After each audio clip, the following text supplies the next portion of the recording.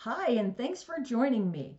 I'm Carol Roberts, the Community Resource Development Agent at the University of Florida IFAS Extension in St. Lucie County, Florida.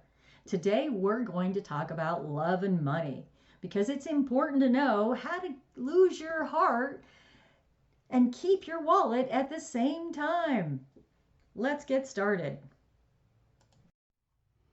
Well, awesome. So you are in love, or you're feeling some good feelings about somebody else and thinking that this might lead somewhere. So you might be facing a commitment or some commitment decisions. So you want to consider, yeah, as you go forward, how independently together will you be? Both of you had hobbies and friends and work and everything else before you met each other. How much of that are you going to retain? How much of that goes together? And how much time will you allow each other for those activities that make you you? So we'll talk about how that independently together component. We're going to talk about time management, money management, and some other tips about your future together. Things to think about and be ready to talk about. I don't know if you've seen them, but I've seen several stories. Every so often you see a story about a couple that's been married for more than 50 years, a long time, some long time, and they'll always be asked, what's the secret to your happy union? And they have always interesting answers. I love reading those. But a lot of them will say communication. It's really important to be able to talk to each other and know how to talk to each other. Other things they say is respect. Yes, we should respect each other's time, each other's opinions and viewpoints, each other's beliefs. That's really important. Another thing they'll talk about, is communication. My grandmother had a comment about that. She always said, sooner or later, you're gonna run out of things to do and you're gonna only have talking to each other left. So you better be able to talk to each other. And another thing they'll mention, is responsibility. Taking responsibility for each other, for your emotions, for the chores and activities around the house, for the kids, for building your life together, and all those different things that go into a relationship. And and they mentioned communication. How important it is to really know how to talk to each other and understand why it's important that you communicate. Oh, and independence. That's something I hear a lot of them mention. You love each other, but you're not tied at the hip. Some couples are really okay with that always togetherness. Some couples would rather be independent by themselves and then come back together and share all the exciting things they've done since the last time they saw each other. That I remember in high school, there was always that one couple that was bound at the hip. If you saw one, you always saw the other. And that works for some couples, but make sure you're that couple if you're going to be that close. And the other thing they mention is communication. How important it is to share your feelings and your thoughts and your viewpoints and emotions and be able to understand that you're not always going to agree and see things the same way. So it's important to know how to work through those situations, and that it might just be the secret to a happy union. So good communication. It involves a little more than some of the maybe physical communication you might be sharing with the person you care about. We are losing our listening. We spend roughly 60% of our communication time listening, but we're not very good at it. We retain just 25% of what we hear. Now, not you, not this talk, but that is generally true. Let's define listening as making meaning from sound. It's a mental process, and it's a process of extraction. We use some pretty cool techniques to do this. One of them is pattern recognition. So in a cocktail party like this, if I say, David, Sarah, pay attention, some of you just sat up. We recognize patterns to distinguish noise from signal, and especially our name. Differencing is another technique we use. If I left this pink noise on for more than a couple of minutes, you would literally cease to hear it. We listen to differences, we discount sounds that remain the same. And then there is a whole range of filters. These filters take us from all sound down to what we pay attention to. Most people are entirely unconscious of these filters, but they actually create our reality in a way because they tell us what we're paying attention to right now. I'll give you one example of that. Intention is very important in sound, in listening. When I married my wife, I promised her that I would listen to her every day as if for the first time. Now that's something I fall short of on a daily basis. But it's a great intention to have in a relationship. But that's not all. Sound places us in space and in time. If you close your eyes right now in this room, you're aware of the size of the room from the reverberation and the bouncing of the sound off the surfaces. And you're aware of how many people are around you because of the micro noises you're receiving. And sound places us in time as well, because sound always has time embedded in it. In fact, I would suggest that our listening is the main way that we experience the flow of time from past to future. So, sonority is time and meaning, a great quote. I said at the beginning, we're losing our listening. Why did I say that? Well, there are a lot of reasons for this. First of all, we invented ways of recording. First writing, then audio recording, and now video recording as well. The premium on accurate and careful listening has simply disappeared. Secondly, the world is now so noisy, with this cacophony going on visually and auditorily, it's just hard to listen. It's tiring to listen. Many people take refuge in headphones, but they turn big public spaces like this, shared soundscapes, into millions of tiny little personal sound bubbles. In this scenario, nobody's listening to anybody. We're becoming impatient. We don't want oratory anymore, we want sound bites. And the art of conversation is being replaced, dangerously, I think, by personal broadcasting. I don't know how much listening there is in this conversation, which is sadly very common, especially in the UK. We're becoming desensitized. Our media have to scream at us with these kind of headlines in order to get our attention. And that means it's harder for us to pay attention to the quiet, the subtle, the understated. This is a serious problem that we're losing our listening. This is not trivial, because listening is our access to understanding. Conscious listening always creates understanding, and only without conscious listening can these things happen. A world where we don't listen to each other at all is a very scary place indeed. So I'd like to share with you 5 simple exercises, tools you can take away with you to improve your own conscious listening. Would you like that? Good. The first one is silence. Just 3 minutes a day of silence is a wonderful exercise to reset your ears and to recalibrate so that you can hear the quiet again. If you can't get absolute silence, go for quiet. That's absolutely fine. Second, I call this the mixer. So even if you're in a noisy environment like this, and we all spend a lot of time in places like this, listen in the coffee bar to how many channels of sound can I hear? How many individual channels in that mix am I listening to? You can do it in a beautiful place as well, like a lake. How many birds am I hearing? Where are they? Where are those ripples? It's a great exercise for improving the quality of your listening. Third, this exercise I call savoring, and this is a beautiful exercise. It's about enjoying mundane sounds. This, for example, is my tumble dryer. It's a waltz. 1, 2, 3, 1, 2, 3, 1, 2, 3. I love it. Or just try this one on for size.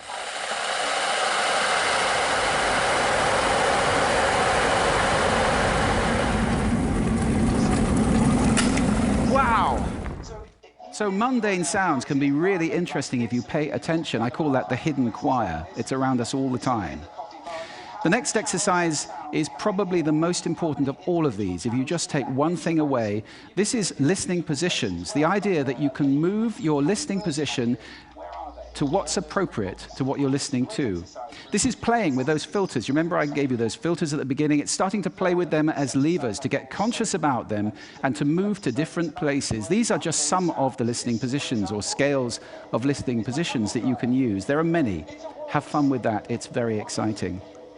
And finally, an acronym.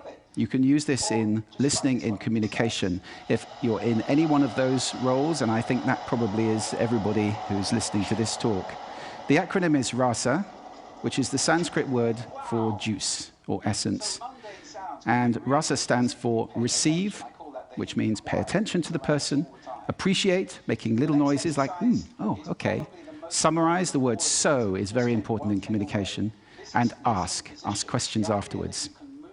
Now, sound is my passion, it's my life. I wrote a whole book about it, so I live to listen. That's too much to ask for most people. But I believe that every human being needs to listen consciously in order to live fully. Connected in space and in time to the physical world around us, connected in understanding to each other, not to mention spiritually connected, because every spiritual path I know of has listening and contemplation at its heart. That's why we need to teach listening in our schools as a skill. Why is it not taught? It's crazy. And if we can teach listening in our schools, we can take our listening off that slippery slope to that dangerous, scary world that I talked about and move it to a place where everybody is consciously listening all the time, or at least capable of doing it. Now, I don't know how to do that, but this is TED. And I think the TED community is capable of anything. So I invite you to connect with me, connect with each other, take this mission out, and let's get listening taught in schools and transform the world in one generation to a conscious listening world, a world of connection, a world of understanding, and a world of peace. Thank you for listening to me today.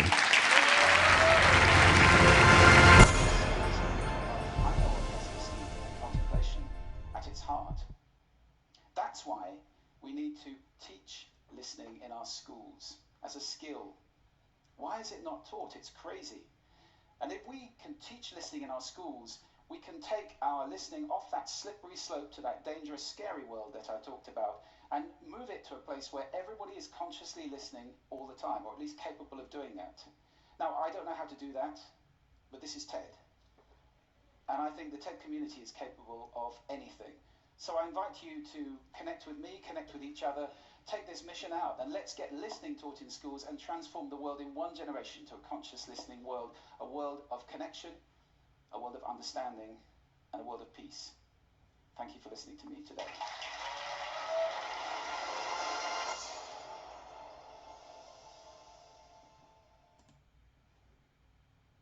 I don't know about you, but I enjoyed hearing that. So as a couple, it's important to talk about time management. Specifically, some division of labor. You know, have you talked about who's going to take care of what chores if you're sharing a household together? Sometimes we make assumptions about who's going to take care of what chores. Sometimes, you know, some old-fashioned ideas might include you take care of the inside and do all the dishes, and I'll take care of the outside to make sure the lawn is mowed. That might be an assumption that someone might make because of that's how their household ran when they were growing up, and that's how we learn things like that. There's no manual, so if that's what we're familiar with, we might assume that this is how our household should run. Have we talked about this?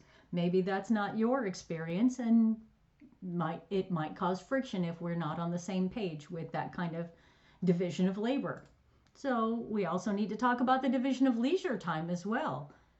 You know, you had your own hobbies and things that you like to do before you became a couple. Maybe one of those things brought you together as a couple. So how much of your leisure time is spent doing your own enjoyable activities, and how much time is spent doing things together?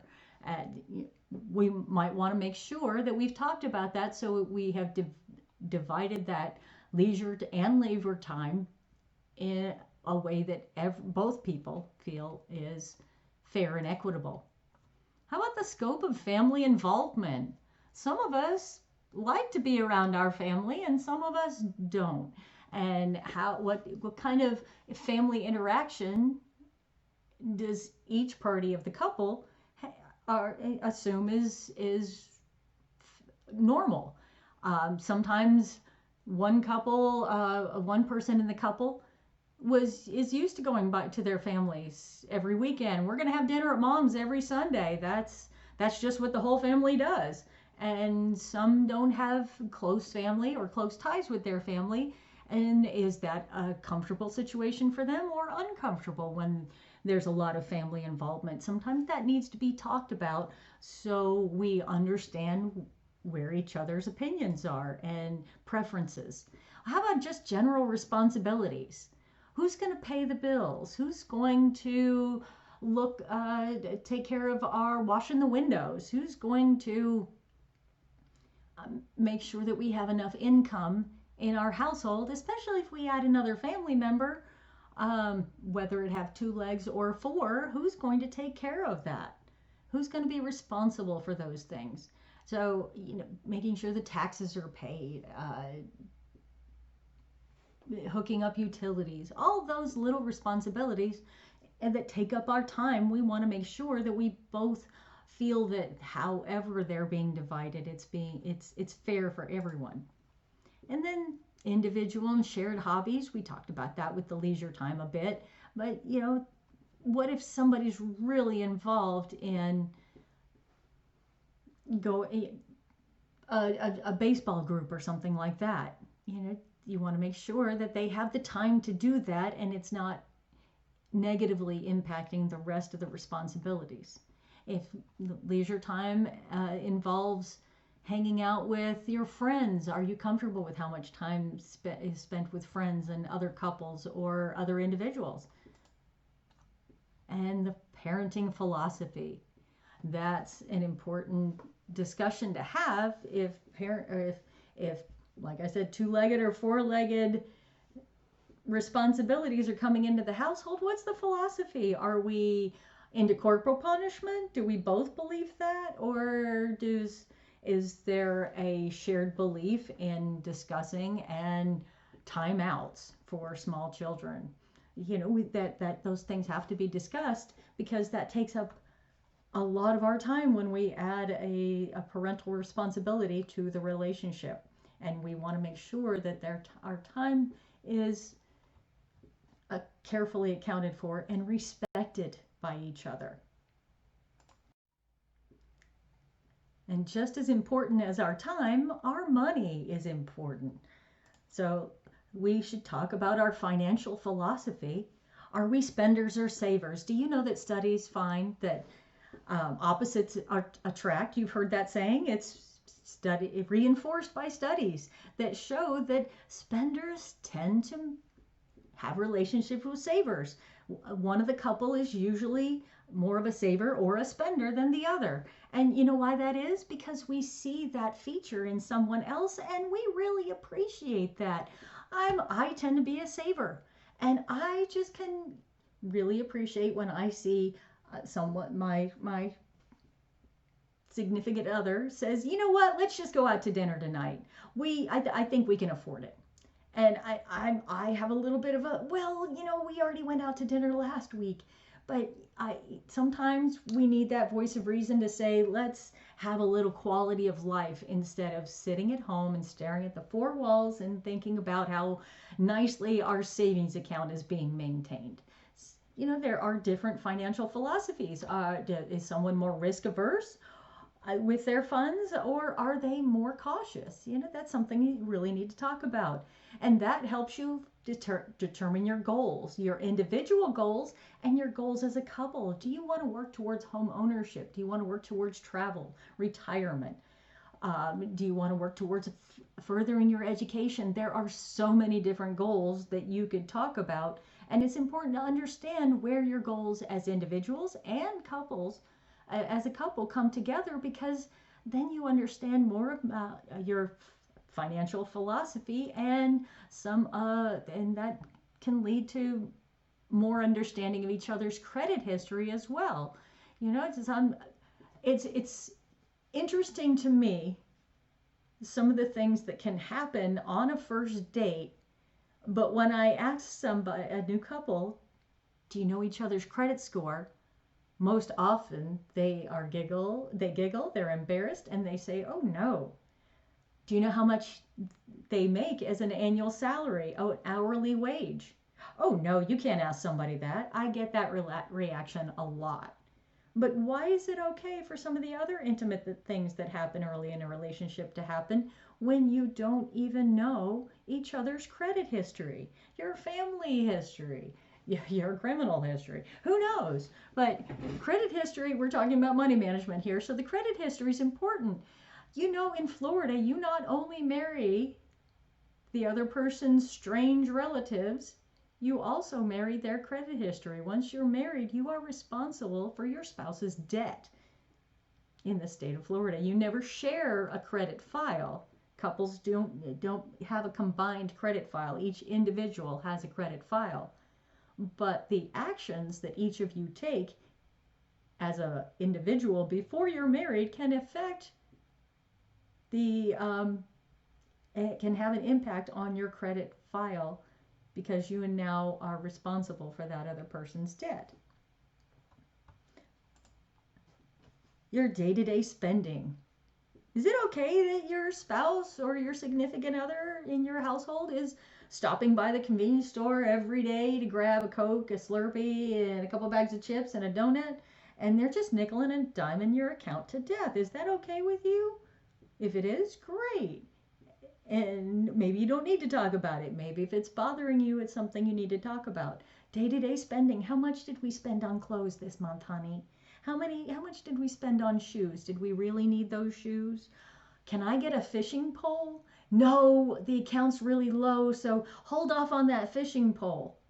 But it's okay that I bought something for me off. I just saw it online and it was such a cool deal. I had to get it, right? We need to talk about some of those issues that come up in the day-to-day spending. And we need to, see this mentioned down here, practice full disclosure? Did you know there's such a term as financial infidelity? That's when we don't practice full disclosure. That's when we say those things like, there's really not enough money in the bank account for that new rod and reel that you want. But look what I saved us by that clearance sale at Macy's. But I didn't tell you that. I just, ran home, threw everything that I just bought, all the clothes, hung it up in the closet, and then, a couple of days later when I was wearing that new shirt and you said, "Is that new?" I replied with, "Oh, it's been in my closet." It's not completely a falsehood, but it's not completely the truth. That's actually not practicing full disclosure, and that leads to mistrust, and that can undermine a healthy relationship very easily. So we need to be clear with each other about our obligations, our debts. Do we owe child support that's going to come out of our income as we try to build a new household with someone else? Do we have student loan debts that are going to affect our ability to buy a house? We need to know these things before we start committing to each other and building our life together. So how independently together do we want to be? That's an important discussion. Are we going to have separate checking and savings accounts? Are we going to have a combined household account? Are we going to have a little bit of both? Yours, mine, and ours? That's something that needs to be discussed. And some people have very strong opinions about whether that they will share their savings account or not, because it's actually, if you put both of your names on a savings or checking account, you both have access to those funds. I unfortunately have heard too many stories about, yeah, she got mad at me, she left me, and she cleaned out the bank account before I could get there. There are ways to mitigate that kind of a situation, and you can say, let's put some of our income in an account together, and let's keep some of our income in separate accounts, just so we have our own access to our own money. You don't see how much I spend on that nice piece of jewelry for you, and you also don't see how much I spent when I went out golfing the other day.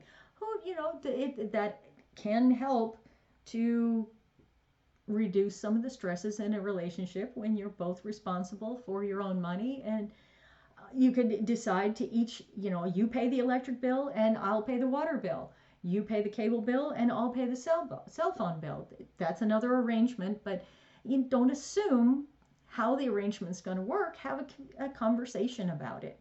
Also, joint ownership of assets.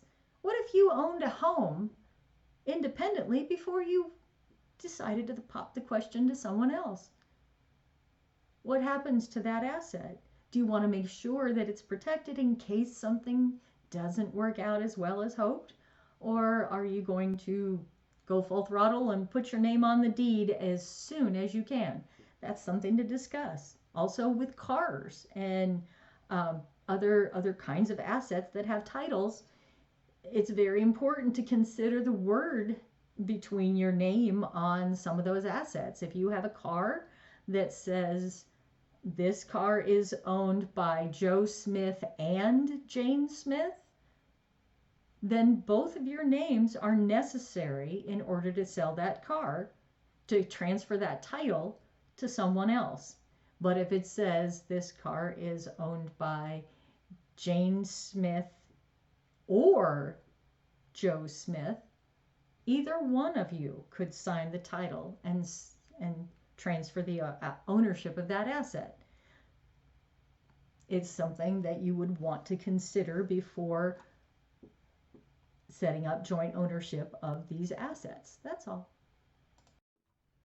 So in talking about assets, let's talk about how to protect them.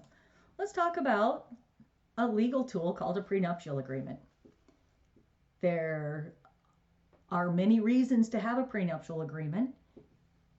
Say one of the other, it has a lot more wealth than the other partner in the relationship.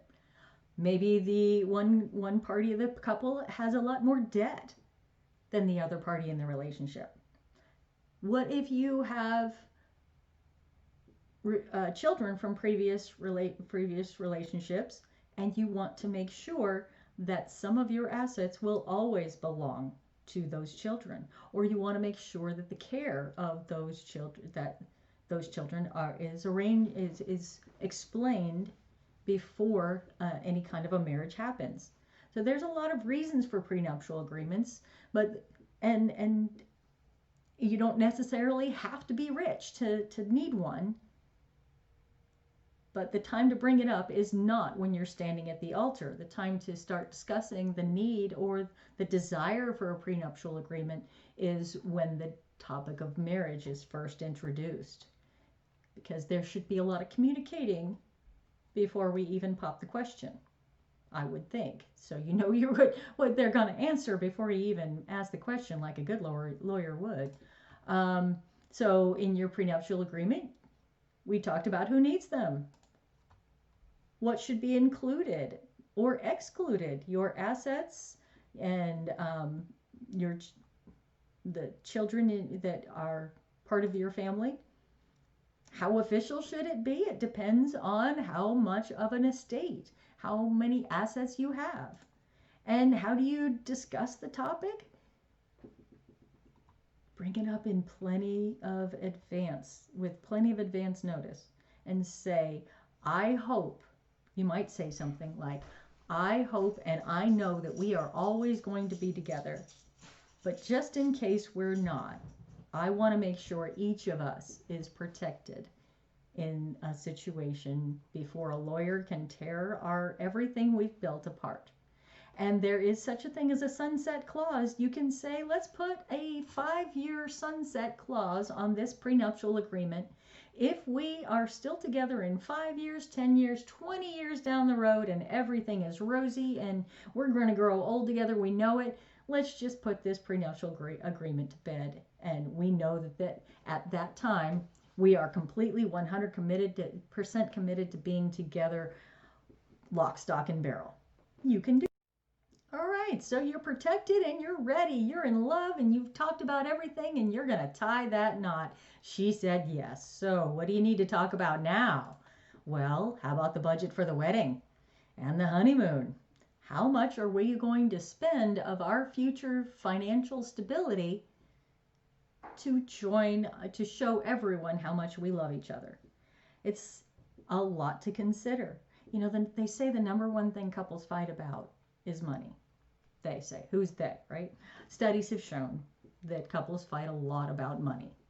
And experience has taught us that one of the hardest years of marriage is the first. Even if you've been together and been living together for a long time, they say it shouldn't change, but for some reason it just feels like it does, and it's a hard year to get through that first year. So why add the additional stress of the cost of a large wedding to all the stressful things that are going to happen in that first year of marriage?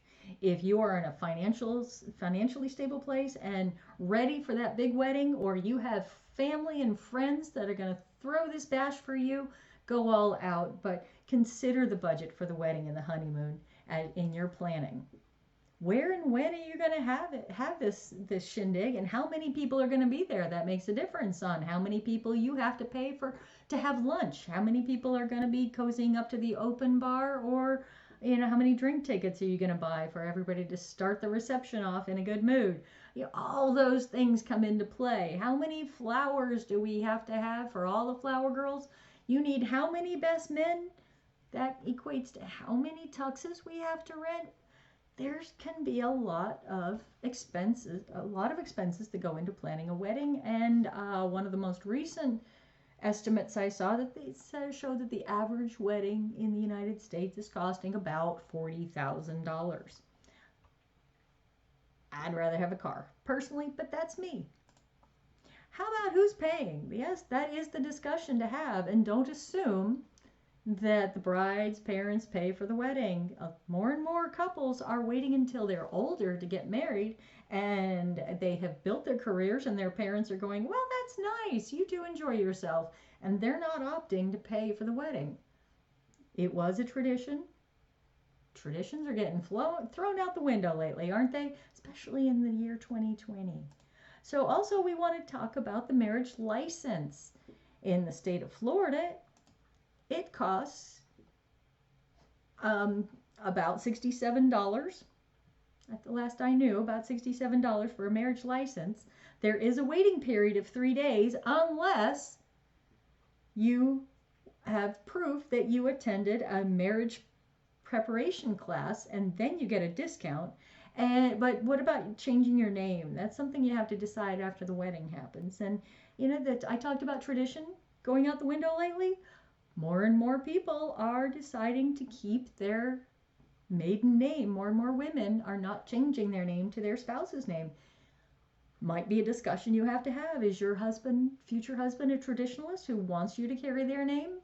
Even if you decide not to change your name to your husband's name for financial reasons and security reasons, you would want to consider having at least one type of document that has your name as with your spouse's last name, just for passport purposes or banking purposes. It makes things a lot easier. But men don't necessarily have to provide their name to you. Female, you might provide your name to him. It's not unheard of, and like I said, traditions are going out the window. So it might be something you want to talk about. Whose last name do you like the best? Or are you going to hyphenate and include them both? So we've had a lot of fun talking about the communication and how important it is, honing our listening skills. We've talked about our money philosophies and our time management philosophies. We've talked about how to manage our relationships, how to talk to each other better, and what to think about. It can be considerate of each other, show respect, and take responsibility for the relationship, because you all both are parties to the relationship, but the relationship is an entity in itself that has to be protected and cared for and nurtured so it can grow and carry you through your lifetime together. So now that we've talked about it, now you go talk about it with your significant other. before I leave you, I just wanted to include some of these really nice resources from the University of Florida. All can be found at the University of Florida's information system. These are hyperlinks that you may or may not be able to click, depending on how I convert this video, but all can be found at the university's website for print-based information. It's called the EDIS website. That stands for Electronic Distance Information System.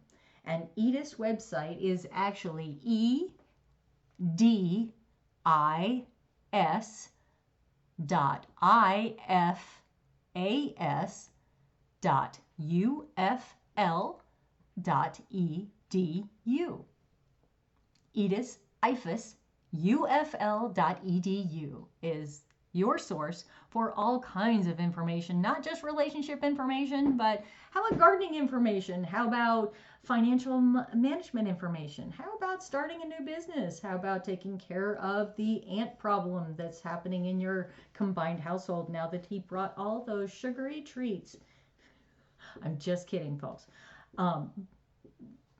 Thank you for joining me today. My name's Carol Roberts. I'm the University of Florida IFAS Extension Community Resource Development Agent in St. Lucie County, and I'm here to help you with non-biased, research-based information that helps you make better decisions for your life. That's what Extension does, and that's what we'll keep on doing for you.